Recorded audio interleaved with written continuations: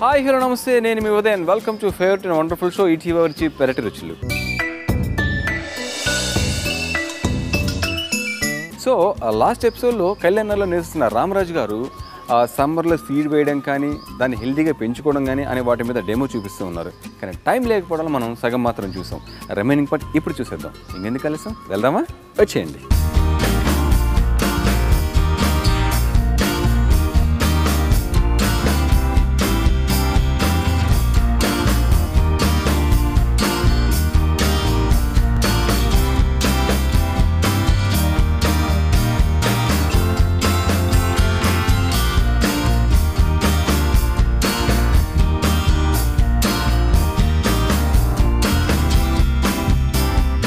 అదే మనం మొక్కజొన్న వేసాం. అలాగే ఇంకో రకం చూపిద్దాం. ఇంకో రకం అది వెజిటబుల్ రకం. అది కూడా ఒక 3 విత్తనాలు దింపుదాం, పెడదాం. అది కూడా చక్కగా వస్తుంది. అది ఎక్కువ రోజులు కాస్తుంది. చిక్కుడులో కూడా మీకు మనం చిక్కుడు అనగానే మనకు తీగ పాకుతుంది కదా, ఇది తీగ కాదు, దీన్ని మొక్క చిక్కుడు అంటున్నాం. అంటే మొక్కలాగా చక్కగా బుష్ లాగా పెరిగి చక్కగా కాయలు వస్తాయి. జనరల్ చిక్కుడు అంటే మరి క్రేపర్ అనమాట. అలా కాకుండా ఓకే, అంటే మొక్కలా పెరిగే చిక్కుడు ఇది. ఇది కూడా తినే చిక్కుడే చాలా చక్కగా వస్తుంది. మీకు ఒకసారి నాటేసిన తర్వాత ఒక 5 మొక్కలు నాటుకుంటే ఆల్మోస్ట్ వాళ్ళు వారానికి 2 కూరలు వండుకోవచ్చు. కాపు వచ్చిన తర్వాత చక్కగా ఉంటుంది. పైగా చిక్కుడు కూడా చాలా మంచి ఆరోగ్యకరమైన వంటకం. అది చాలా బాగుంటుంది. సీడ్స్ కూడా ఉంటాయి కదా, చక్కగా ఉంటుంది. అది చేద్దాం.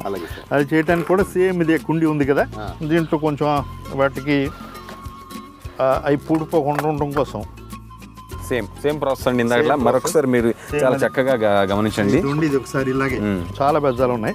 కొన్ని బెజ్జాల్లో మనం ఇలా బెజ్జాలు పూడిపోకుండా వాటి మీద పెంకులు పెట్టుకుంటున్నాం. మనం ఎందుకు పెంకు పెడుతున్నాం అంటే ఈ పెంకు అడుగు నుంచి నీరు వెళ్తుంది.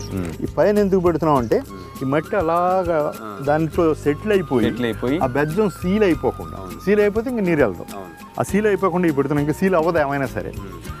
అది అయిన తర్వాత మనం ఇందాక అనుకున్నట్టు కొంచెం శాండ్ పోయాలి. శాండ్ పోయకుండా మనం మట్టి చూడండి ఎంత చక్కగా ఉంది. చూడండి, ఇదన్నీ కలిసిపోయి ఉన్నమాలని ఒక్క రకం మట్టిలా లేదు. మొత్తం ఎరువు, వర్మి కాంపోస్టు అన్నీ కలిసిపోయినాయి దీంట్లో. ఇదే మట్టి దాంట్లో వేసేస్తున్నాం. ఇదంతా చక్కగా వచ్చేస్తుంది. ఎలా ఉన్నా పర్వాలేదు. అది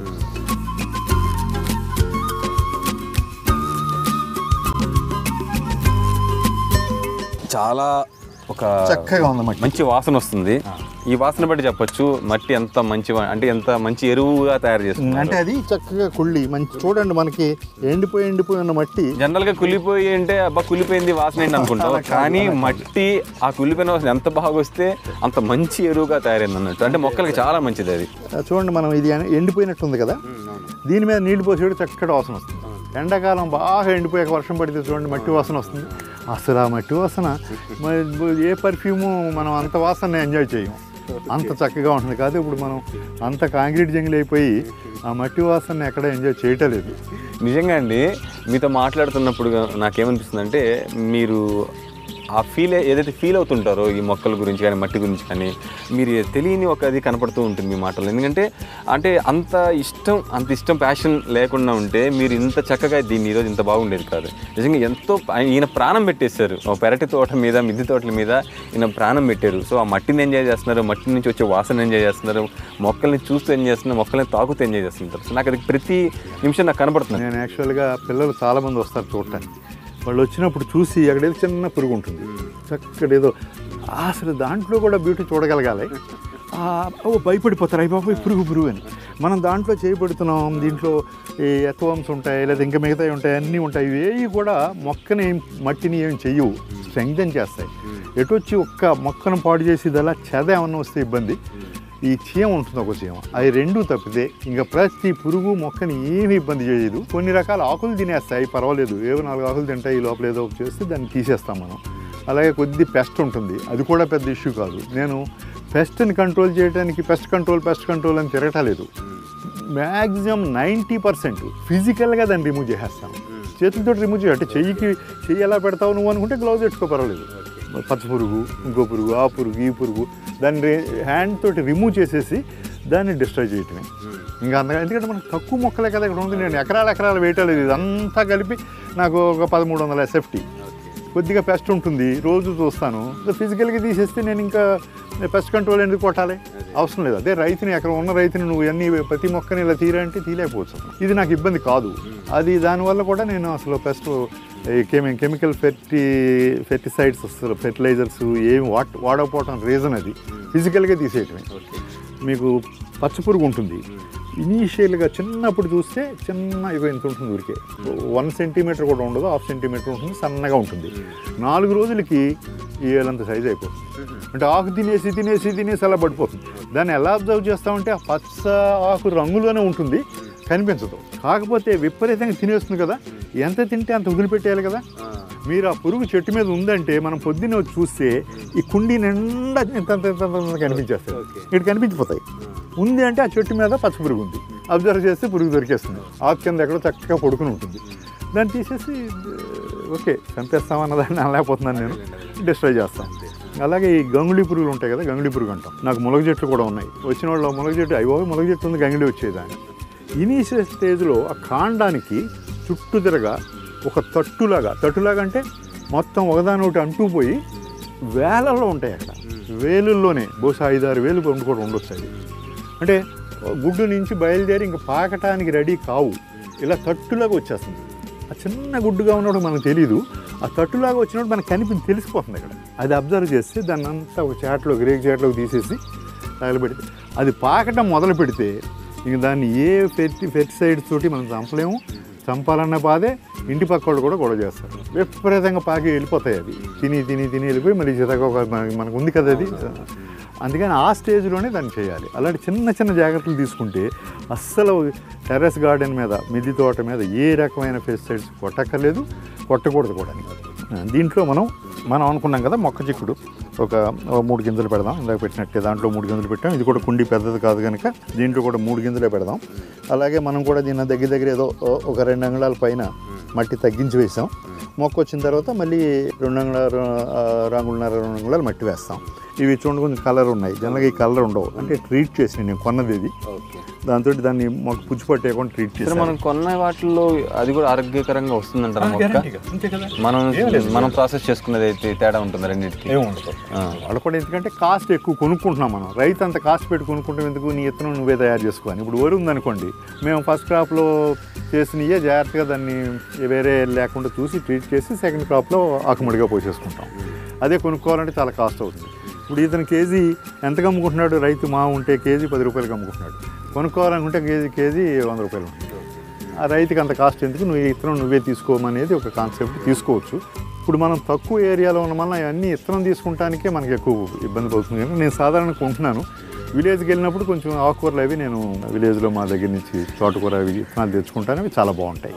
కొన్ని తెచ్చుకోవచ్చు. అలాగా ఈ మొక్క చిక్కుడు అవి కూడా నేను కొంటున్నాను, బాగానే ఉంటుంది. ఒక ప్యాకెట్ కొంటే అది నాకు ప్యాకెట్ అంత అవసరం ఉండదు, ఎవరెవరు తీసుకుంటూ ఉంటారు. లేదా 2 సార్లు పెట్టుకుంటారు, నాకు ఉపయోగపడుతుంది. దీన్ని కూడా ఇందాక అన్నట్టు చూడండి, దీనిపైన తెలుస్తుంది మీకు ఎటు పాతాలనేది. ఇది ఎక్కడి నుంచి వస్తుంది మొక్క. అందుకని ఇది పైన ఉండేటట్టుగా జస్ట్ ఉరికే మట్టిలో పెట్టేసి ఇలా మట్టి వేసేస్తాం. అలా 3 చోట్ల పాతేస్తాం.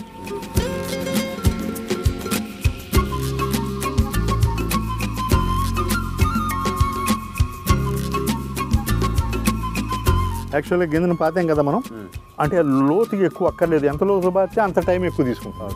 అందుకని మనం ఊరికే ఆ గింజ అంతా నేలలోకి వెళ్ళాలంటే, ఎంత గింజ ఉన్నా గింజ అంతా నేలలోకి వెళ్ళి పైన కొద్దిగా మట్టి కప్పుతాం అంతే. అంతవరకే తప్పితే దీన్ని ఎక్కువ లోతులు వేస్తే మళ్ళీ బయటికి రావడానికి అదంతా బయటికి రావాలి కదా. మొక్క ఇత్తనంగా రావడానికి పెద్ద ఎక్కువ టైం తీసుకోదు, 10 రోజులు వచ్చేస్తుంది. పెరిగిన తర్వాత 1 మంత్ తర్వాత మీకు పూత రావటం మొదలవుతుంది. పూత వచ్చిన తర్వాత కాయలు వచ్చేస్తాయి. కాయలు వస్తాయి చక్కగా. ఇది కాదు, దీనికి పెస్ట్ ఏంటంటే కొద్దిగా నేను గమనించింది, ఈ నల్ల పేనులా ఉంటుంది. మన పేనులాగా ఉండి నల్లగా విపరీతంగా వచ్చేస్తాయి వేల కొద్ది. ఆ ఇబ్బంది ఒకటి ఉంది దీనికి. నేను స్టార్టింగ్లోనే కొద్దిగా ఇది మన నీమ్ ఆయిల్, వెల్లుల్లి రసం అది కొడతాను. అది ఇంకా ఎక్కువ వచ్చి ఇబ్బంది పెడుతుంది అనుకుంటే ఈ బూడిద జిమ్ముతాను నేను. కచ్చికి బూడిద ఉంది కదా, పౌడర్ పఫ్తో కొట్టుకుంటాం. అలాగే ఒక గుడ్డలో వేసేసి పల్చడి గుడ్డలో ఇలా కొడితే దాని మీద చక్కగా పడుతుంది మొక్క అంతా. వాటి మీద ఆ బూడిదంతా పట్టడం వల్ల స్లోలీ డిటరేట్ అయిపోతాయి, అరాయించిపోతాయి కనిపించకుండా. మనం దీన్ని చక్కగా వాటర్ ఇద్దామండి. సో మనకి ఏదైతే పురుగు పట్టే ప్రాబ్లమ్స్ అంతా సాధారణంగా మనకి వింటర్ రైనీ సీజన్లో మాత్రం ఎక్కువ కనిపిస్తుంది. సమ్మర్లో ఏంటంటే అంత పెద్ద ప్రాబ్లం ఉండదు. అలా ఏమైనా కనిపించినా లైక్ సార్ చెప్పినట్టు మనం బూడిద పోయడం కానీ లేదా నీమ్ ఆయిల్ కానీ అల్లం వెల్లుల్లి రసం కానీ ఇలాంటివి మనం చేసుకోవచ్చు. జనరల్గా మీరు గమనించి ఉంటారు, నేను ఇలా చెయ్యి అడ్డు పెట్టి పోస్తున్నాను. అది ఎందుకంటే మట్టి గుల్లగా ఉంది, ఊరికే పైనే ఇత్తనం పెట్టాం. మనం ఇలా నీళ్ళు పోస్తాం అనుకోండి, ఈ పైన ఉన్న మట్టి అంతా పోయి ఇత్తనం బయటపడిపోతే మనం చూసుకోకపోతే ఇత్తనం రాదు. చాలామంది ఏంటి నేను ఇత్తనం పెట్టాం రాలేదంటానికి అది ఒకటి రీజన్, అంటే మనం చూసుకోకపోవడం ఒకటి. తర్వాత ఏమాత్రం పైకి వచ్చిన టెర్రస్ కదా, పక్షులు వస్తూ ఉంటాయి, శుభ్రం ఏమాత్రం పైన ఉన్నా పట్టుపోతుంటాయి, ఆ రకంగా కూడా ఉంటుంది. తర్వాత ఈ చిన్న ఆకుకూరలు అయితే ఒక్కొక్కసారి మనం వేసి వెళ్తాం సాయంకాలం, పొద్దుటికి చీమలు విపరీతంగా ఉన్నాయనుకోండి, అక్కడ శుభ్రంగా పట్టుకుపోతాయని. అది కూడా చీమ లేకుండా చూడటం కోసం కూడా కొంచెం జాగ్రత్త తీసుకోవాలి. అంటే మనం మొక్క వచ్చే వరకు కాస్త జాగ్రత్త తీసుకోవాలి, పక్షుల సీడ్ని తినేయకుండా. దట్టు సమ్మర్ కూడా ఏదైనా మీరు సీడ్ వేసిన ఏమైనా జాగ్రత్తలు తీసుకోవాలా? అంటే మొదటిసారి సీడ్ వేసినప్పుడు సమ్మర్కి డైరెక్ట్గా షేడ్కి పెట్టకుండా అట్లేం లేదు, మామూలుగా అది ఎండలోనే వస్తుంది మొక్క.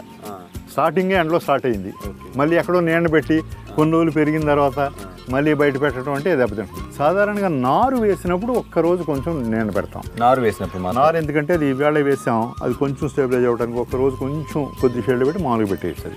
నార్లు కూడా ఇదివరకులాగా నేల మీద వేసి మనం పీకటాలేదు, ఏరుతోటి చక్కటి ట్రేలో వేస్తున్నారు. అది ఆ మట్టితో పాటు వస్తుంది, అది ఏ రకంగానే డ్యామేజ్ కాదు. ఈ కూడా చూడండి, మనం నీళ్ళు పోసాం కిందకు వచ్చేసినాయి చక్కగా, కింద చూడండి ఎలా వాటర్ ఎలా వచ్చేసినాయి, ఎక్సెస్ వాటర్ అంతా బయట అంతా వచ్చేస్తుంది. దీన్ని కూడా పక్కన పెట్టారు. సో మీరు ఇది మొక్క వచ్చే వరకు ఎన్ని రోజులకు ఒకసారి వాటర్ వేస్తారు? రోజు ఇస్తాను. రోజు సమ్మర్ కాబట్టి రోజు ఇస్తాను. ఎందుకంటే ఇప్పుడు ఈ చెమ్మ చూడండి, ఈ చెమ్మ మొక్క వచ్చే వరకు ఇలా ఉండవలసింది. ఓకే, ఇదే చెమ్మ ఇట్లాగే మెయింటైన్ చేయాలి మొక్క వచ్చే వరకు. ఎందుకంటే మొక్క అది నానాల బాగా, దాని కింద ఏరు వెళ్ళాలి, పైన మొక్క రావాలి. సో డ్రై ఎవరు కొంచెం కూడా మనం కావాలి, ఎందుకంటే నానిపోవాలి. అది గింజ నానితే ఎంత బాగా నానితే అంత బాగా వస్తుంది. ఏదైనా తేమ అలా ఉండటమే మంచిది. ఈవెన్ మనకి నార్లు వేస్తాం కదా, నారు అంటే ఇది మన లీఫీ వెజిటబుల్స్, అది ఇత్తనం చిక్క ఒత్తిగా జిమ్మేస్తాం. దానికైతే మీకు షవర్ ఉంటుంది. ఓకే, షవర్ లాగా మన షవర్ ఒకటి దొరుకుతాయి. మీకు ఒక 10 లీటర్స్ 5 లీటర్స్ ఉన్న బాక్స్ దొరుకుతుంది, దానికి ఎదురు షవర్ ఉంటుంది. మొక్క బాగా పెరిగే వరకు ఆ షవర్ తోటే పోయాలి దాంట్లో. ఎందుకంటే మనం ఇలా పోయటం వల్ల తిగ్గుగా వేసేస్తాం కదా, చిన్న ఉంటుంది నారు. అది ఆ నారు ఇంకో చోట పోతూ ఉంటుంది, ఒక చోట పలచగా వస్తుంది, ఒక చోట ఒత్తిగా వచ్చేస్తుంది. దాన్ని కంపల్సరీగా షవర్ తోటి ఇటువంటి వాటికి ఇది నేలలో గుచ్చాం కనుక దీన్ని షవర్ అక్కడ మామూలుగా వేసేయచ్చు. తర్వాత సాధారణంగా మనం టెర్రస్ అనేటికి ఓన్లీ ఈ ఆకుకూరలో కాయగూరలు కాకుండా సమ్మర్లో చక్కగా ఉండి క్యాక్టస్ టైప్ కానీ, లేకపోతే ఇంకా సమ్మర్లో ఇబ్బంది లేకుండా పెరిగి కానీ చాలా అద్భుతమైన మొక్కలు ఉంటాయి. వాటికి ఈ సమ్మర్ అసలు ఏం చేయదు. మీకు ఒక రకంగా మిగతా సీజన్స్ వాటికి ఇబ్బంది, సమ్మర్లో చాలా అద్భుతంగా పెరుగుతాయి. వాటిని చిన్న కుండీల్లో మట్టి తక్కువ ఉండొచ్చు, వాటర్ ఎక్కువ అక్కర్లేదు, చాలా అసలు లేకపోయినా పర్వాలేదు, కాకపోతే సారమైన మట్టి కావాలి. అవి మనం ఒకసారి చూద్దాం. చిన్న కుండీలో ఉన్నాయి నాకు ఆల్రెడీ. ఇది చూడండి, క్యాక్టస్, ఇది ముళ్ళ మొక్క, చక్కగా దీని నీళ్లు కూడా ఉన్నాయి ఇప్పుడు, కాకపోతే ఈ నీరు కూడా అక్కర్లేదు. నీరు ఉండేటప్పుడు ఏమవుతుందంటే ఊరికి ఏమాత్రం నీరున్నా ఏరంతా పోతుంది, ఇది ఏమి చేయదు. దీన్ని ఒకవేళ మనం వేరే మొక్క వేసుకోవాలి, ఎవరైనా వచ్చి నన్ను అడుగుతుంటారు, అడిగి చూడండి చిన్నగా ఉంది, దీన్ని తీసుకుని లేకపోతే దీని పక్కన చిన్నగా ఉంది, ఇది తీసుకుని ఒక చిన్న కుండీలో పెట్టిన దగ్గర కుండీలు కూడా ఉంటాయి. ఎప్పుడు ఎవరు అడిగినా ఇలాంటి కుండీలో పెట్టి ఇచ్చేస్తుంటాను. అంటే దీన్ని ఊరికెళ్ళి ఏళ్ళతో తీసి ఇరిగిపోతుంది, అది కూడా తీసి దీంట్లో పెట్టేసి ఇచ్చేస్తే చాలా హ్యాపీగా ఇది పెరుగుతుంది చక్కగా. బాగా సమ్మర్ ఉండేటికి ఇప్పుడున్న కలర్ వేరే కలర్ కింద మారుతుంది. అలాంటివన్నీ జరుగుతూ ఉంటాయి. ఎడారిలో వచ్చే మొక్కలండి క్యాక్టస్, ముళ్ళ మొక్కలు. దీంట్లో ఎక్సలెంట్ ఫ్లవర్స్ వచ్చి ఉన్నాయి, ఫ్రూట్ వచ్చి ఉన్నాయి, ఈ బ్రహ్మజిముడు, నాగజిముడు ఇలాంటివన్నీ. తర్వాత ఇది చూడండి ఎంత చక్కగా ఉందో. ఈ కొత్తగా వచ్చినప్పుడు ఇలా పచ్చగా ఉంటుంది, ఇదంతా ముదురు చూడండి. ఇది అన్ని కట్ అయింది కదా ఇక్కడ, నేను ఎవరికో ఇచ్చింది. ఇది ఇలా తీసి ఇస్తే ఇంకో దాంట్లో పెట్టిస్తే వాళ్ళకి మళ్ళీ వస్తూ ఉంటుంది. కానీ ఎడారిలో కూడా ఇంత అందమైన మొక్కలు ఉంటాయి, చాలా బ్రహ్మాండం. ఇంకా చూపిస్తాను మీకు, ఇంకో మొక్క ఉంది చూడండి. ఇది ఇక్కడ ఈ మొక్క చూడండి, దీని కలర్ చూడండి ఎంత చక్కగా ఉంది. ఇది ఎంత ఎండ బాగా వస్తే ఆ కలర్ అంత బాగా వస్తుంది. ఇదే పూర్తిగా నీడ పెట్టేసేయండి, స్లోగా గ్రీన్ వచ్చేస్తుంది, చచ్చిపోదు మొక్క. వాటర్ తక్కువ ఉండాలి, ఇంత ఫ్లరిషింగ్గా ఈ ఎండ ఉండదు. మీరు నీరు కూడా చాలా పోసి అంత పొడిగా ఉంది, చాలు, నీరు అక్కర్లేదు అసలు. కాకపోతే కొద్దిగా బలమైనది కావాలి. దీన్ని కూడా పక్క నుంచి వస్తూ ఉంటాయి, ఇలాగా వచ్చినప్పుడు తీసి ఇంకో చోట నేను పెడుతూ ఉంటాను. తర్వాత ఇంకా ఇక్కడ ఒక మొక్క ఉంది, మీకు చూపించాను. ఇది చూడండి చిన్న దాంట్లో వేసాను. ఇది ఎక్కడ ఉందండి? ఇదేగా అసలు దాంట్లో ఏముంది చూడండి, మట్టి ఏముంది దాంట్లో, ఊరికే చిన్నగా వేస్తే ఇలా వచ్చి ఇక్కడ నుంచి స్టార్ట్ అయింది. బ్యూటిఫుల్గా ఈ పైన చక్కటి ఫ్లవర్ వస్తుంది. ఫ్లవర్ వచ్చి కాయ కూడా వస్తుంది. క్యాక్టస్ కిందకి వస్తుంది. క్యాక్టస్ అండి. చక్కగా వేరే నాకు వెరైటీ మొక్క ఉందని చెప్పడం కోసం అందరూ టెర్రస్ గార్డెన్ మీద వెళ్తారు, అన్నీ పెట్టుకోవచ్చు, తక్కువ ప్లేస్ సరిపోతుంది దీనికి. చక్కగా అన్ని సీజన్లోని ఏదో ఒకటి ఉంటాం అనేది మనకి రాగానే పైకి రాగానే ఏదో ఒక అడవిలో ఉంటుంది అంతే, ఏదో ఒక్క రకం మొక్కే కాకుండా అన్ని రకాలు ఉంటాయి మన దగ్గర. రామరాజు గారు, నాకు చాలాసేపు నుంచి ఒక డౌట్ వస్తుంది.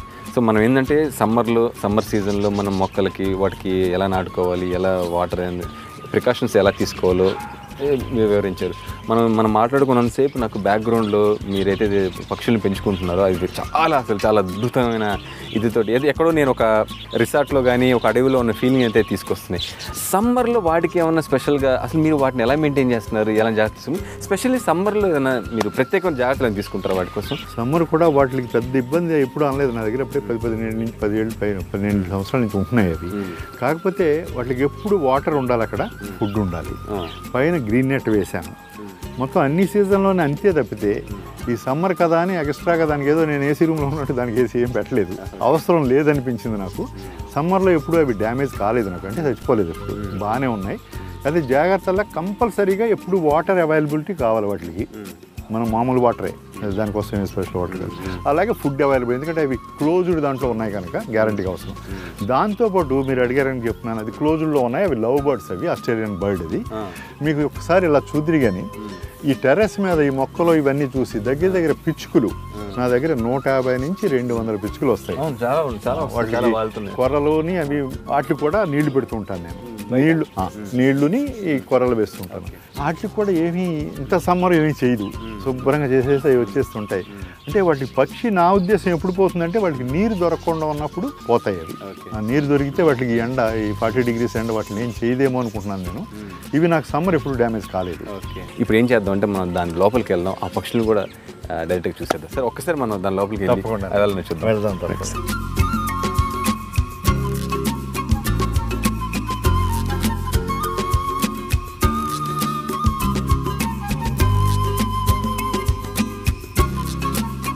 సార్ ఒక్క నిమిషం, అంటే నేను పరాయి పురుషుని కదా, పరాయి పురుషుడు లోపలికి వచ్చాడు నా మీద దాడి చేయాలంటే ఏం జరగవు కదా? మీరు పురుషుడు అనేది వాళ్ళకి తెలీదు. పరాయి వ్యక్తి కొత్తగా వస్తున్నారు కనుక అదేమి చెయ్యు, నేను దగ్గర ఉన్నాను కదా, మీకు భయం అక్కడ. ఓకే అయితే తీయండి సార్, వెళ్దాం.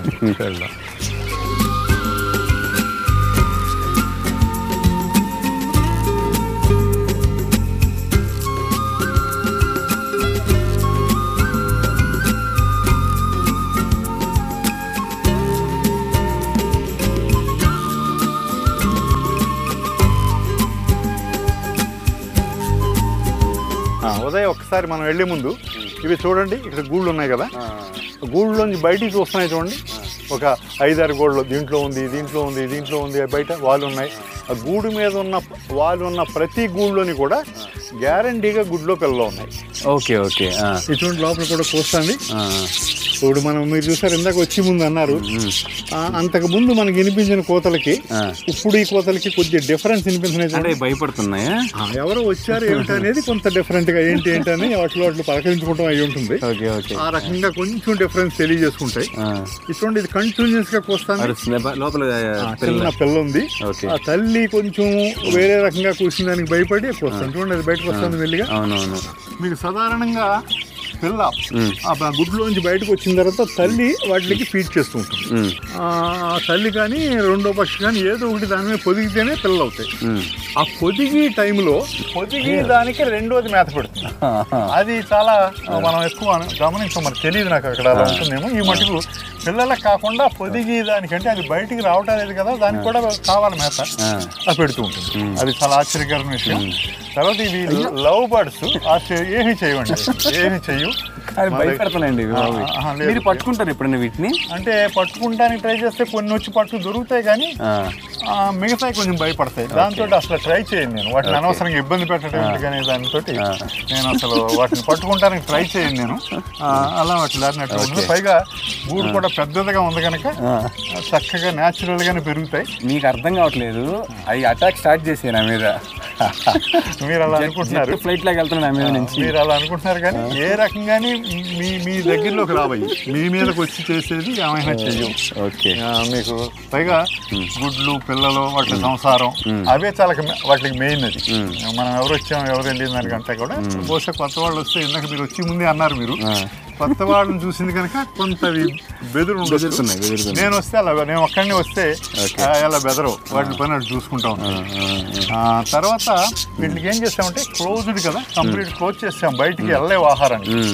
దానికోసం అని చెప్పి నేను వీటికి కావాల్సినవి అన్నీ ప్రొవైడ్ చేస్తాను. చూస్తారు కదా కూరలు, దీంతో పాటు ఇంకా వారానికి ఒకసారి నేను పాలకూర పెడతాను, చాలా ఇష్టంగా తింటాయి. తర్వాత కొద్దిగా కొత్తిమీర తింటాయి, నీళ్లు ఎప్పుడు ఉంటాయి.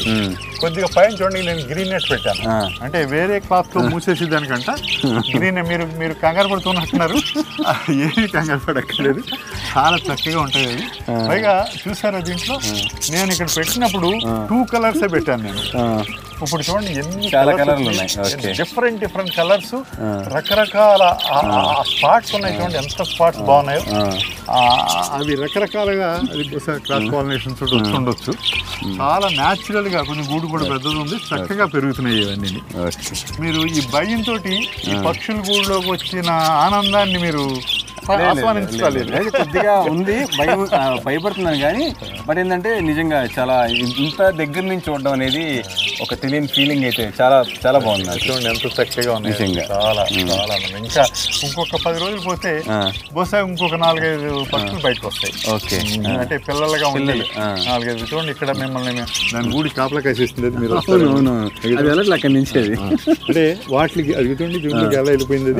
అవన్నీ ఏంటంటే లోపల ఉంది, మీరు అక్కడికి వెళ్ళారని చెప్పి మీ మీద ఇటు ఎగిరింది కదా, దాని భయం దాంది, మీరేం భయపడక్కర్లేదు. తర్వాత చాలా ఆశ్చర్యంగా ఇక్కడ 2 తెల్లవి ఉన్నాయి చూడండి, పావురాలు. ఈ పావురాలు కాదు, డవ్ అంటే గువ్వ, తెల్ల గువ్వ. సాధారణంగా మనకు బ్రౌన్ కలర్ లో ఉంటాయి గువ్వలు, తెల్ల గువ్వ. ఇక్కడ గుడ్లు ఉన్నాయి, ఇది చూడండి, ఇది దాని బాడీ లాంగ్వేజ్ చూడండి. అదే నువ్వు దగ్గరికి వచ్చావంటే చంపేస్తానంటే రెడీ టు ఫైట్. అది అలా బాడీ లాంగ్వేజ్ చూడండి. రక్షణ బట్ రక్షణ చూసుకుంటాం అంటే గ్యారంటీగా అట్లా రక్షణ కోసం చూసుకుంటాయి, దాంట్లో డౌట్ ఏం లేదు. వీటికి ఎట్లా మీరు ఫుడ్ అది ఏ విధంగా ఎట్లా అండి? ప్రొద్దుట సాయంకాలం కూడా మేత ఎలా ఉంది, శుభ్రంగా ఉందా, తర్వాత వాటర్ ఉందా, కంపల్సరిగా ప్రొద్దుటోసారి సాయంకాలం సరే చూస్తాం. పెద్దదిగా ఉంది కనుక వాటికి కూడా ఫ్రీగా ఉంటుంది. వాటికి కావాల్సిన అన్ని రకాల ఫెసిలిటీస్ ఉన్నాయి ఇక్కడ. పైగా పైన గ్రీన్ నెట్ ఉంది, కొద్దిగా చుట్టుదిరగా మొక్కలు ఉన్నాయి, ప్రైవసీ ఉంది. ఇనీషియల్గా నేను తెచ్చిన కొత్తలో బ్రీడింగ్ ఇలా లేదు, గుడ్లు పిల్లలు ఇవన్నీ లేదు. చాలా ఎక్స్పర్ట్ ఒక ఆయన, మన చంద్రమోహన్ రెడ్డి గారు అని ఫారెస్ట్ రేంజర్ ఇక్కడ మనకి ఇక్కడ పైన వర్క్ చేశారు సిటీలో. బాక్స్ ఆయన వచ్చి చూసినప్పుడు, రాజుగారు వీటికి కొంచెం ప్రైవసీ కావాలండి, ప్రైవసీ ఉంటే విపరీతమైన బ్రీడింగ్ వస్తుంది అన్నారు. ఆయనకి అనుకుంటుంట అన్నారు. దాంతో చూడండి చుట్టూ తిరిగా నేను మొక్కలు పెట్టాను, కొద్దిగా గ్రీన్ నెట్ పెట్టాను. ఇవన్నీ పెట్టడంతో ఆశ్చర్యం, విపరీతంగా బ్రీడింగ్ మొదలైంది, ఇన్ని పెరిగిపోయినాయి. ఓకే. అక్కడి నుంచి ఇప్పుడు ప్రతి దాంట్లో గుడ్లు పిల్లలు అలాగే కొన్ని పోతూ ఉంటాయి. ఓకే, నేచర్ అది, పుట్టాక చచ్చిపోవటం అనేది నేచర్ అది, ఇంకా అలాగే పోతూ ఉంటుంది. మీకు ఇది చూడండి ఒకసారి, దాని నుంచి మీరు దాని గూడికి దగ్గరగా ఉన్నారని. లోపలికి వెళ్తుంది బయటకు వస్తుంది, లోపలికి వెళ్తుంది బయటకు వస్తుంది. మీ మీదకి మీరు ఇందాక అన్నారు ఏదో జెట్ ఫ్లైట్ లాగా అలాగే వచ్చేస్తున్నాయి. వాటి భయాలు వాటి చాలా చక్కగా ఆనందంగా వాటి సంతానాభివృద్ధి జరుగుతుంది. అంటే ఆ ఫెసిలిటీ బాగుందని లెక్క. అది ఒకటి మనకి ఒక కొలబద్దది. పగలంతా ఇలా కిలకిలా రావాలు ఉంటాయి, ఈవినింగ్ నైట్ అయ్యేటప్పటికి కామ్ అయిపోతాయి, మళ్ళీ పొద్దున మొదలు. ఓకే, చాలా కామ్గా ఉంటాయి. అసలు పడుకుంటా అంతే, చాలా కానీ పడుకుంటుందని లెక్కేసుకోవచ్చు. మేము వీటి మీద ఉంటాయి. అది ఓకే, రాత్రి అంతా ఇట్లాగే పడుకోండి. వీటి మీద కర్రలో ఉండిపోతాయి. కర్రలు అరేంజ్ చేస్తాం. కుండలో గుడ్డు ఉందనుకోండి, గుడ్డు మీద పొదుగుతూ ఉంటుంది. మిగతా ఖాళీగా ఉన్నాయన్నీ వీటి మీద ఉంటే చక్కగా ఉంటాయి. వీటి మీద ఉంటాం చాలా హ్యాపీ. వాటికి ఏ రకంగా అన్ని ఫెసిలిటీస్ వాటికి ఉన్నాయి. దాంతో చక్కటి అభివృద్ధి చెందుతుంది వాటి సంతానం. సూపర్ సార్, మంచి వసతి కల్పించారు. అవునండి, సంతాన అభివృద్ధి చెందడానికి రామరాజు గారు మంచి వసతి అయితే కల్పించారు. అవును. ఓకే, మరి రిమైనింగ్ మనం బయట మాట్లాడుకుందాం. తప్పకుండా.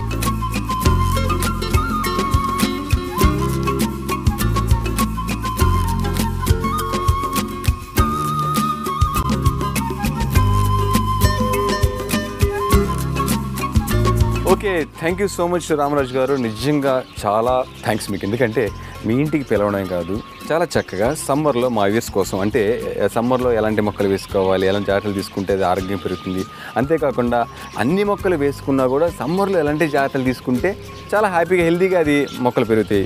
అదే కాకుండా మీ బర్డ్ హౌస్కు నన్ను లోపల తీసుకెళ్ళారు. నిజంగా మీరు రోజు ఏదైతే ఆస్వాదిస్తున్నారో అదంతా నాకు ఒక అరగంట సేపు నేను ఆస్వాదించాను. చాలా సంతోషం. అది మీకు చాలా గమ్మత్తు. అంటే మేము రోజు చూస్తున్నాం, ఇవాళ కొత్తగా మీరు వచ్చి ఇదంతా కూడా ఈ సంతోషాన్ని ఆస్వాదించడంతో పాటు మీ వ్యూవర్స్ అందరికీ చూపిస్తున్నారు. చాలా సంతోషం, చాలా సంతోషం. ఓకే వ్యూవర్స్, చూశారు కదా రామరాజు గారు చెప్పిన అద్భుతమైన సలహాలని. జనరల్గా మనకి ఏదైనా టెర్రస్ గార్డెన్ అంటే ఏదైనా సీడ్ని వేయడం కానీ మొక్కను పెంచుకోవడం కానీ చాలా కష్టంతో కూడుకున్న పని అనుకుంటూ ఉంటారు. ఒకవేళ మొక్కను నాటుకున్నా కూడా ఆరోగ్యంగా ఎందుకు రాలేదు, నేను అంతా చాలా బాగా చేశాను కానీ ఎందుకు రాలేదని బాధపడుతూ ఉంటారు. కానీ ఈరోజు రామరాజు గారు చెప్పినట్టు ఒక కుండీ దగ్గర నుంచి ఒక మట్టి, అంటే ఏ విధంగా మట్టి వేసుకోవాలి, ఏ విధంగా వాటర్ని డ్రైన్ చేసుకునే సిస్టమ్ ఏర్పాటు చేసుకోవాలి, మట్టి ఎంత మంచి ఎరువుగా తయారు చేసుకోవాలి, ఆ మొక్కను వేసాక ఎలాంటి జాగ్రత్తలు తీసుకోవాలి అనే విషయాల్ని చిన్న చిన్న టిప్స్ ద్వారా చాలా అద్భుతంగా రామరాజు గారు తెలియజేస్తారు. సో ఇదంతా మీరు కూడా ఫాలో అయితే టెర్రస్ గార్డెన్ అంటే మిద్దె తోటను కానీ పెరటి తోటను కానీ మెయింటైన్ చేసుకోవడం చాలా ఈజీ అనే సంగతి మీకు అర్థమైపోయింటుంది. సో ఇది వాళ్ళ మన పెరటచ్చులు. మరో మంచి కంటెంట్ని మళ్ళీ మీ ముందుతాను. Until this is Uday signing off. మీ పెరట్లో కానీ మీ మిద్దె మీద కానీ ఇలాగే పండ్లు కూరగాయల మొక్కలు చాలా అందంగా ఉంటే మా పెరటచ్చులు ప్రోగ్రాంలో మీ తోటను చూపించాలనుకుంటే మమ్మల్ని సంప్రదించాల్సిన మా ఫోన్ నెంబర్లు 8008054321.